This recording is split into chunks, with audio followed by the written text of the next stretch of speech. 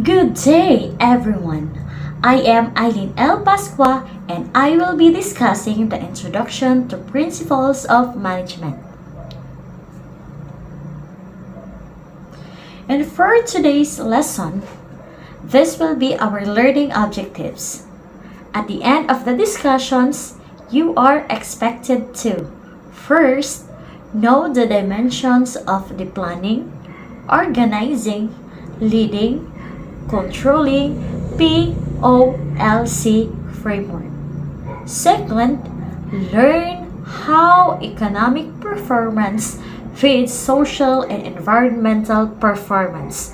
Third, understand what performance means at the individual and group levels. Fourth, create your survivor's guide to learning and developing principles of management. So we have here the POLC framework, the planning, organizing, leading, and controlling. The principles of management are the activities that plan, organize, and control the operations of the basic elements of people, materials, machines, methods, money, and markets, providing directions and coordination and giving leadership to human efforts. So as to achieve the sought objectives of the enterprise, a manager's primary challenge is to solve the problems creatively. The principles of management can be distilled down to four critical functions, and these functions are the planning, organizing, leading, and controlling. This POLC framework provides a useful guidance into what the ideal job of a manager should look like. So you can see their role summarized in the POLC figure shown here. First, we have under the planning is the vision and mission. We have also the strategizing, goals, and objectives. And for the organizing, we have organization design, culture, and social networks.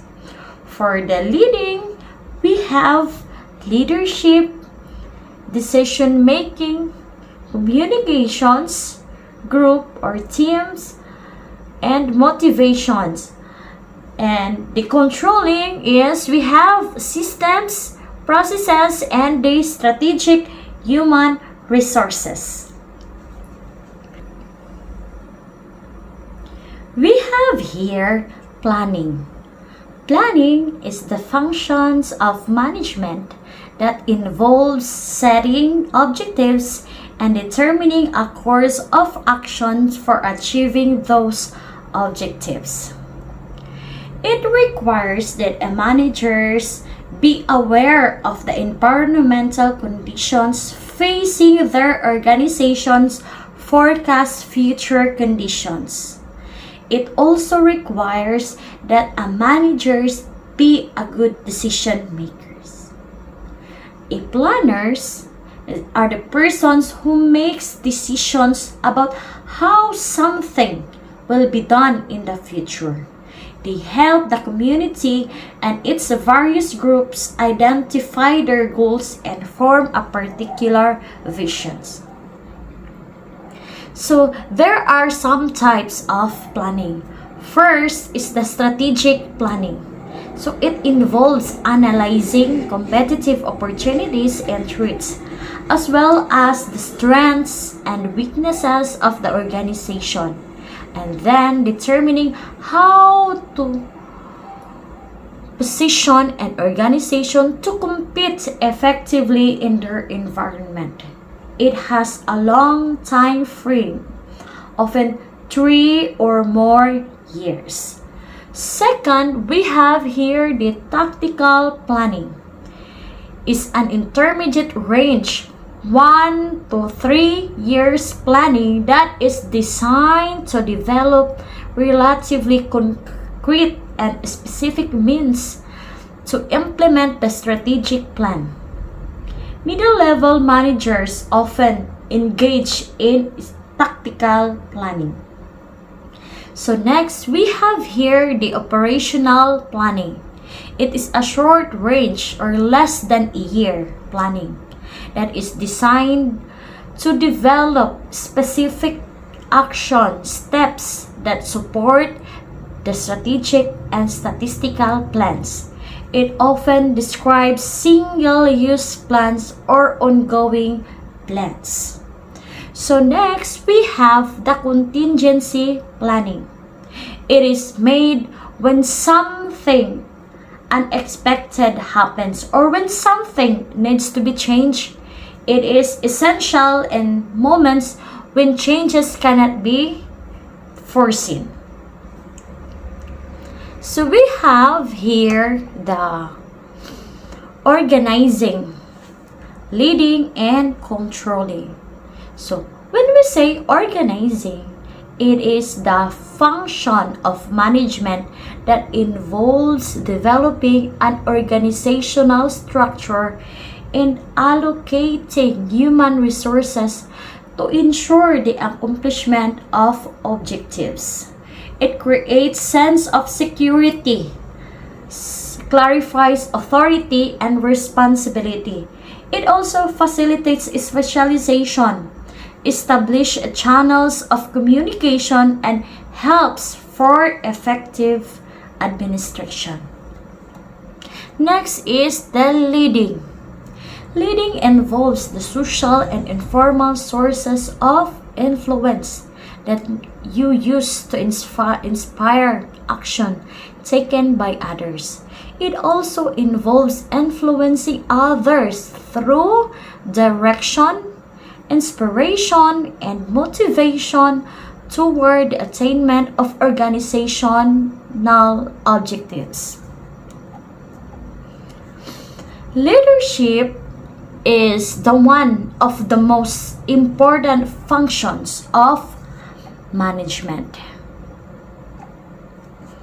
So, a leader should have the ability to maintain a good interpersonal relations with the followers or the subordinates and motivate them to help in achieving the organizational objectives.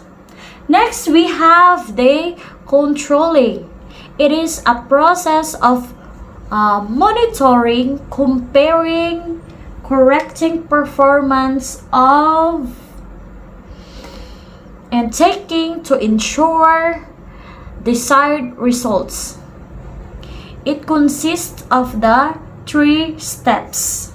First, establishing performance standards, where a management approved expression of the performance thresholds, requirements, or expectations that must be met to be appraised at a particular level of performance. Second, we have comparing actual performance against standards. So the manager has to compare the actual performance with standards. Third, we have taking corrective action when necessary.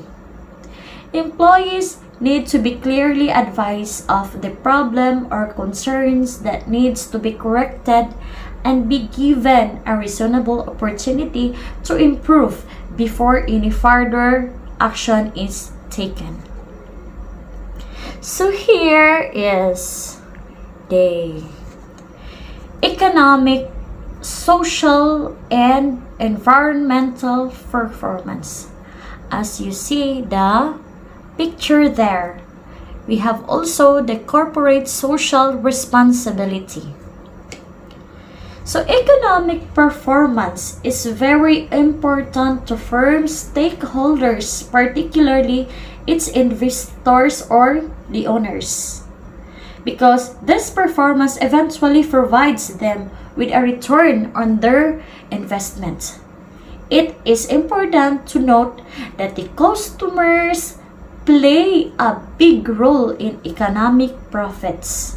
For most organizations, you saw that economic performance is associated with profits, and profits depend a great deal on how much customers are willing to pay for a good or services.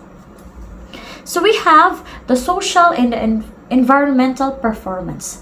Social performance, it refers how effectively an organization achieves its stated social goals and creates value for the population it aims to reach, including more services, more appropriate to the needs, more products choices, best customer service, and a greater voice in program operation. So we have here the CSR, or the Corporate Social Responsibility. It is the idea that a company should play a positive role in the community and consider the environmental and social impact of business decisions. It plays a crucial role in companies' brand perception, attractiveness to customers, employees and investors, talent retention, and overall business success. So we have here the performance of individual and groups. Principles of management incorporate two key facets of individual performance. First is in role performance. Second is the OCB, or the extra role performance, or the organizational citizenship behavior, or OCBs. OCBs can be understood as individual behaviors that are beneficial to the organization and our dictionary, not directly or explicitly recognized by the formal reward system. Here are some examples commonly cited as organizational citizenship behaviors. First is the helping behavior, taking on the forms of altruism, interpersonal helping, courtesy, peacemaking, and the cheerleading. Second is the sportsmanship, a citizen-like postures of tolerating the inevitable inconvenience and impositions of work without whining or grievances. Third is the organizational loyalty. Representative behaviors include defending the organization against threats, contributing to its good reputations, and cooperating with others to serve the interests of the whole. Fourth, we have the organizational compliance. Obedience may be demonstrated by a respect for rules and instructions, punctuality in attendance and task completion, and stewardship of organizational resources.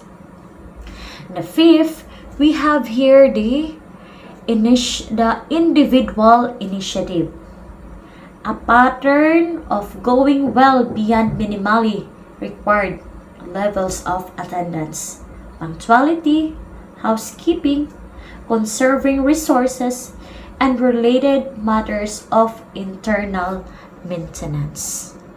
Six, we have the civic virtue, or responsible, constructive involvement in the political process of the organization, including not just expressing opinions but reading one's mail, attending meetings, and keeping abreast of larger issues involving the organization.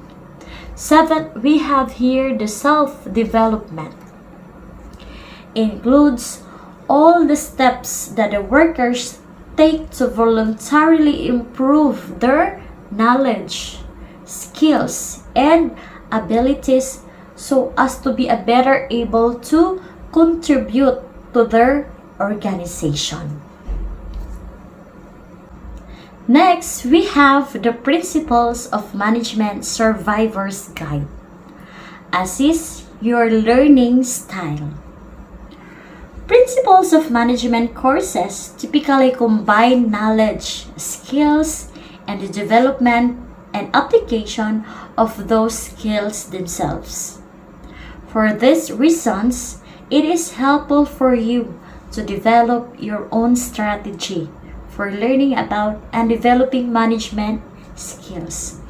You can access your learning style in a number of ways. First, we have active and reflective learners. If you are an active learner, you tend to retain and understand information best by doing something active with it, discussing it, applying it, and explaining it to others. While reflective learners prefer to think about it quietly first. Second is the sensing and intuitive learners. Sensing learners tend to like learning facts. Intuitive learners often prefer discovering possibilities and relationships. Sensors often like solving problems by well-established method and dislike complications and surprises. Intuitors like innovation and dislike repetitions. So third, we have the visual and verbal learners.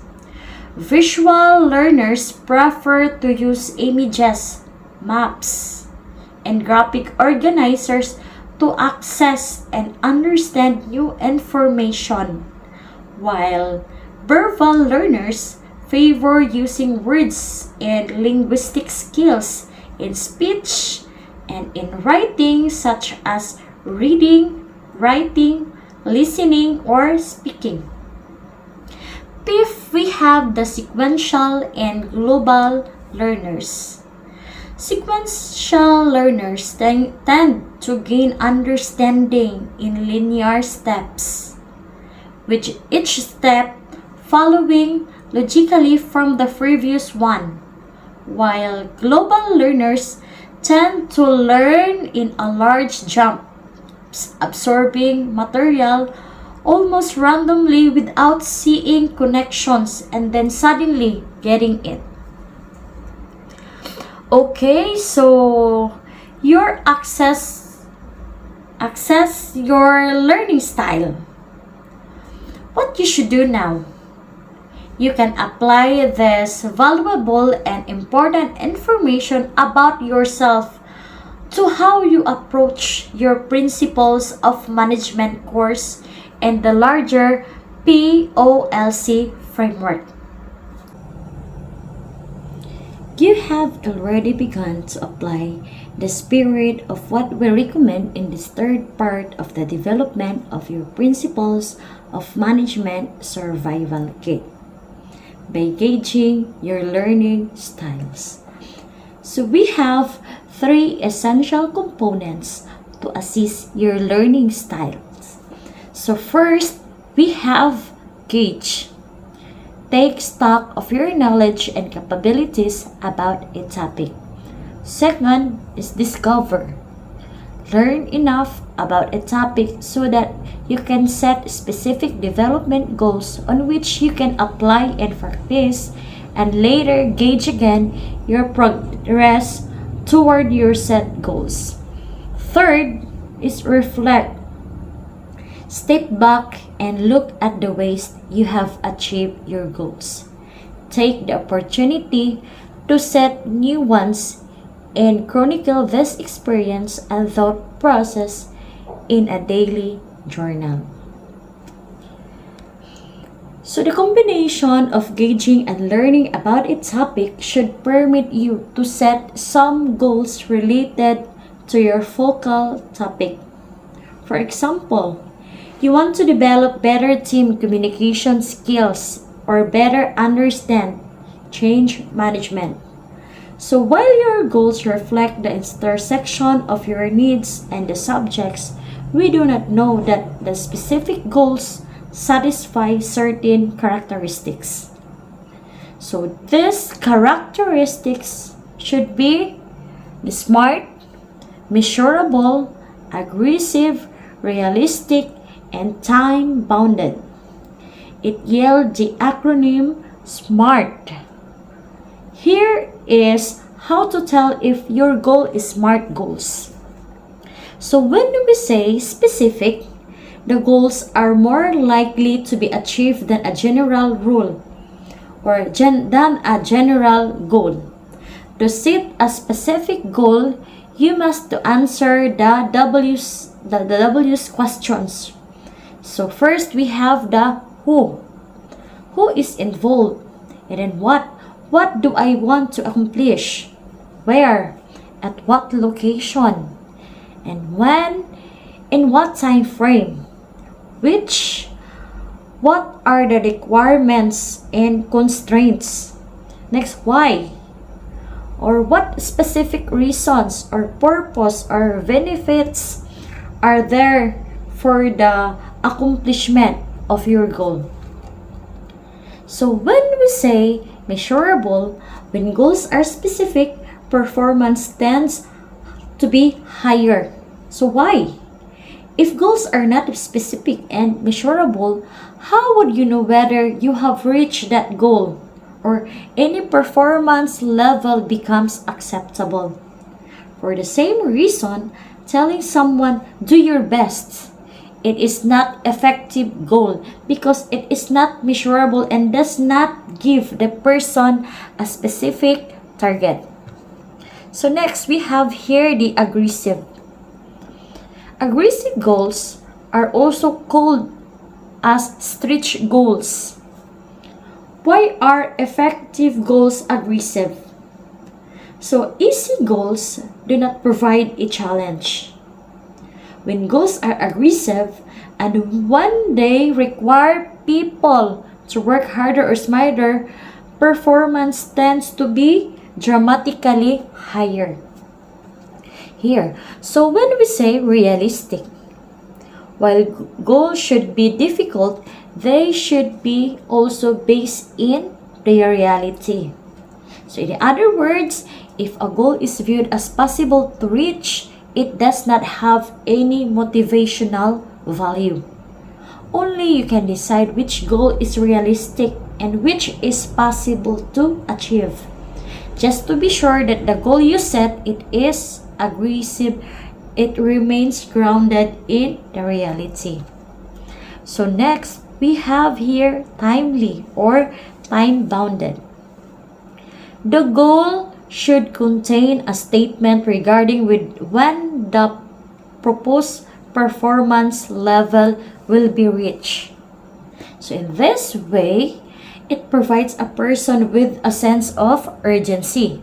So let us apply and practice. So your knowledge of the subject plus your SMART goals give you an opportunity to apply and test your knowledge. Then you reflect, gauge again, and then record. You see, you have seen how different the individuals approach the learning process, and that an understanding of these differences can help you with your objectives related to the principles of management. So beyond this general understanding of your own learning style, you also have an opportunity to put together your own survival kit for this course. So your kit will have the answers and sources based on the gauge, discover, reflect framework. And the development of SMART goals are particularly important in the successful application of the framework. So thank you so much for listening and have a blessed day, everyone.